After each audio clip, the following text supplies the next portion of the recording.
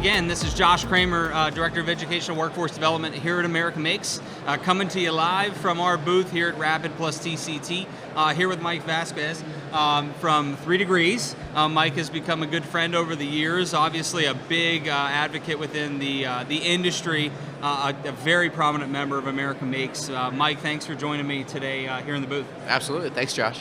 Absolutely, and Mike, do you mind telling folks, introduce yourself a little bit, what you do, Sure. that all the great things that are going on out there. Yeah, absolutely. So I run a company called 3Degrees. We're based in Chicago. I started about 10 years ago, joined America Makes shortly after. We started out as a consulting company helping organizations figure out how to get to production additive manufacturing. And so there's a lot of steps involved.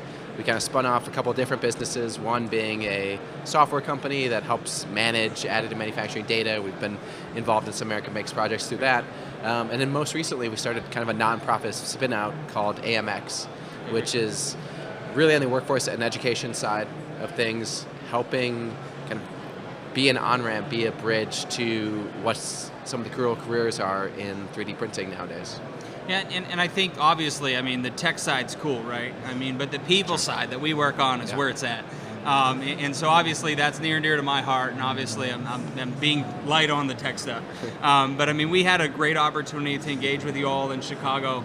And I think for us, our strategy in education workforce development is really national strategy, local impact, right? So it's a shining example of how we can work with our members to not only build awareness of the great work that they're doing, but support the great work that they're doing. And in the first deployment of AMX, probably before it was branded AMX, right? That's right. Just kind of that concept, we were able, and Mike and the team were able to really leverage some of the assets that we had in our portfolio, mix those with some subject matter experts, obviously, and you and your team, and some other great America Makes members, some non-members out in Chicagoland, the west side of Chicago, and those kind of things as well. Had a great event, obviously. Can you talk through the experience of building that program, deploying that program, the personal side of it for you too, because I know this is a big passion of yours. Yeah, absolutely. So through the work that we've done in additive manufacturing for the last 10 years, we go to organizations, we hear the same stories, like, hey, there's a lot of cool technology, but how can we make this work if we can't find the right people to hire? And I always thought about that as okay, there's universities filling that gap, you guys are doing a lot of work in community colleges, K through Gray, but I'd come back to Chicago and you just see on the news, crime's up, there's disinvested areas in the region, and especially in some of the west and south side of the city, where just the opportunity to see what's here at Rapid, seeing some of these cool machines and seeing what is it like to work in this industry, it just doesn't exist. It's not only because this is new, but also just manufacturing in general, that career path isn't as obvious as what once was 20, 25 years ago. And so I got to think, hey, how can, I see cool stuff on a day-to-day basis. How do we get some of the people that show up on time, like to work with their hands, inside these white, nondescript, windowless buildings on the side of highways that all these companies are based in, and kind of show them what the career path is. And so kind of had the ideas hey, can we start something to maybe prove this out? Is there a need? Can we get people from the America Makes community, from 3D printing industry included in that? And that's where AMX really started. So we had a program last year in August. It ran for about a month. It kind of brought people some training that you and your team kind of provided us.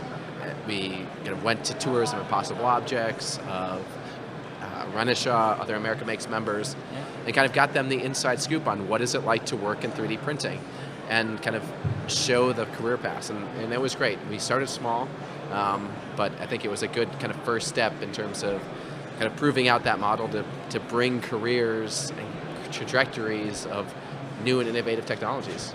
Yeah, and so much of what we focus on, obviously, is that career path, right? Yeah. And it's educating folks on what they just don't know. They don't know what they don't know, unless we're talking and really working with folks. And I know some of this work and a couple other pieces that we've been able to patch together really has been a focus of ours around what we're calling amjobs.org. right, will be an excellent tool to continue to drive this, right, which is highlighting the people of the industry, right, and as we know, and as you know, and if you went through your history and obviously mine, you know, we didn't set off in 8th grade to be in these seats to having this conversation, you know, and so many people, as we look at the show floor, as we engage with partners and those kind of things, many of us have not kind of taken that single focus path. We've taken this zigzag path.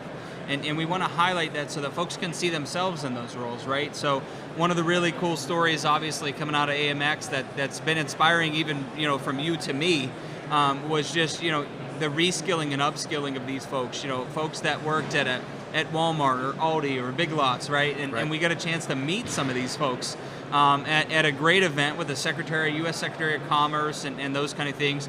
Can you talk through some of the students? I mean, was at Rapid last year where you had some of the students, right? Yeah, so it was so we partnered with an organization on the west side of Chicago, predominantly kind of black and brown communities.